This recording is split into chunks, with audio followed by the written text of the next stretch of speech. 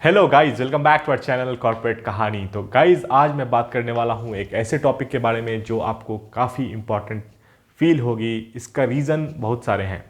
सबसे पहली बात, इसमें टीसीएस के एक जो सीईओ हैं राजेश गोपीनाथन, जिनको आप सब लोग जानते होंगे, उनके इंटरव्यू के बारे में बात करेंगे। उससे ही बहुत सारी चीज़ें आपको क्लियर हो जाएंगी। तो आज के ही टाइम्स ऑफ इंडिया में एक इंटरव्यू छपा है राजेश गोपीनाथन का। उन्होंने इस इंटरव्यू में बहुत सारी अच्छी अच्छी बातें की है।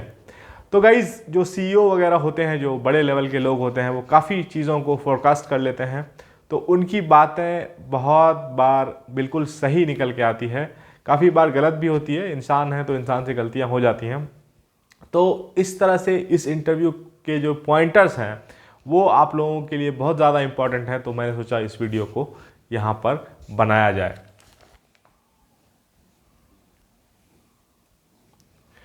सबसे बड़ी गुड न्यूज़ इन्होंने दी है यूएस इकोनॉमी के बारे में।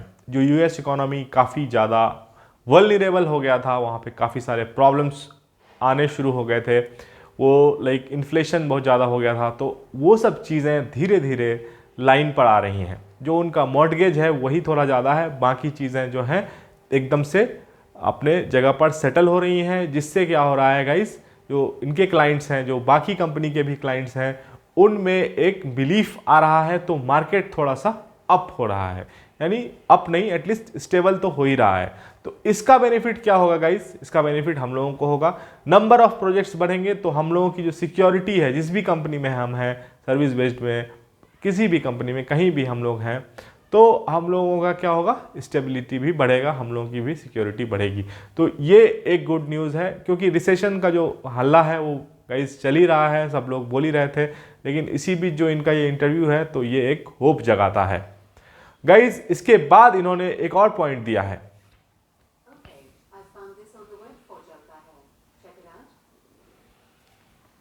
क्या यार,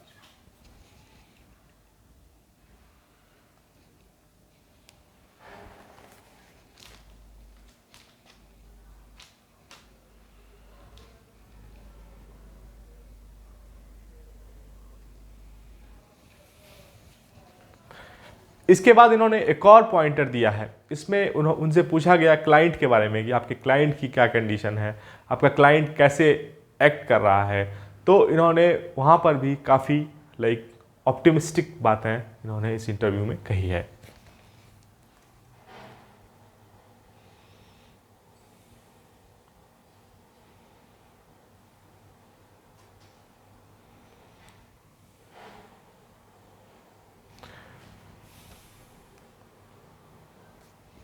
तो गाइज, इन्होंने कहा है कि जो वॉल्यूम ऑफ हॉलीडे सेल था, जो हॉलीडे आया हुआ था, वो हाई था।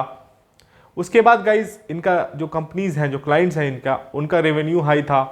तो इन सब चीज़ों को देखकर जो काफ़ी पॉजिटिव साइंस आ रहे हैं, एयरलाइंस बहुत अच्छा कर रही है, बैंक्स बहुत अच्छा परफॉर्म कर रहे हैं। तो क्या हो रहा है, जो क्लाइंट्स हैं वो काफ़ी लाइन पर आ रहे हैं, काफ़ी सही चल रहे हैं। उसके साथ साथ किसी चीज़ की डिमांड कम नहीं हो रही है। मतलब लोगों के पास पैसा है, उनको अगर कुछ चाहिए होता है तो वो डिमांड कर रहे हैं, ले रहे हैं। मार्केट की जो ट्रेंड होती है इसी से समझ में आती है, कोई इंसान कुछ ले रहा है या नहीं ले रहा है, इसी से समझ में आ जाती है सारी चीज़ें।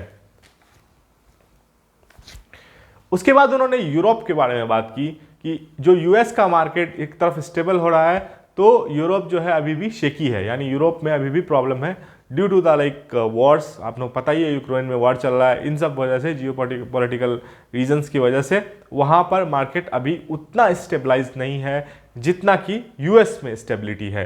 तो इस तरह से आपको पता ही होगा कि ज़्यादातर क्लाइंट्स अपने जो आईटी कंपनीज के होते हैं वो मोस्टली यूएस के होते हैं, यूके या यूरोपियन रीजन्स के भी होते हैं, लेकिन यूरोप का थोड़ा सा मामला अभी गड़बड़ है। तो इन्होंने इस चीज़ को भी यहाँ पर हाईलाइट कर दिया है।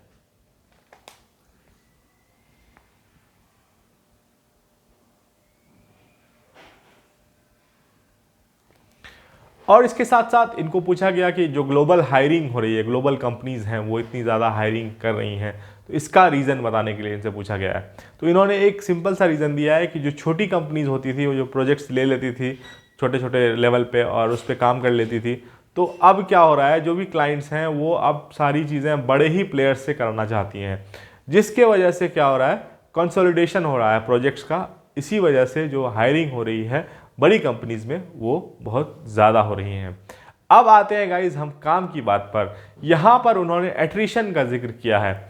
जो एट्रिशन रेट था वो काफ़ी हाई था लास्ट ईयर, आपको मालूम ही होगा 22-23% एट्रिशन था टीसीएस जैसी कंपनी में। तो उनके बारे में उन्होंने बताया है कि लास्ट क्वार्टर में जो एट्रिशन हुआ है टीसीएस में वो 6% हुआ है।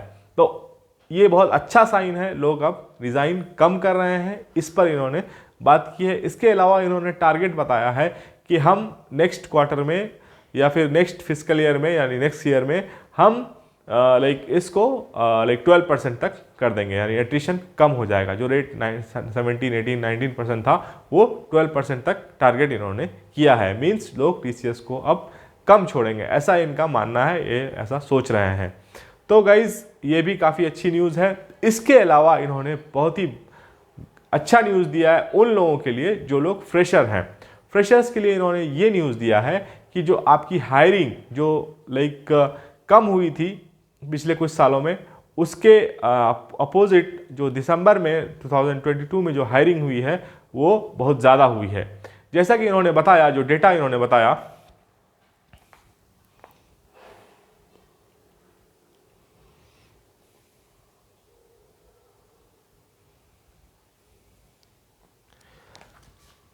दिसंबर 2022 की जो हायरिंग है वो 55 के ज़्यादा है दिसंबर 2021 के हायरिंग से।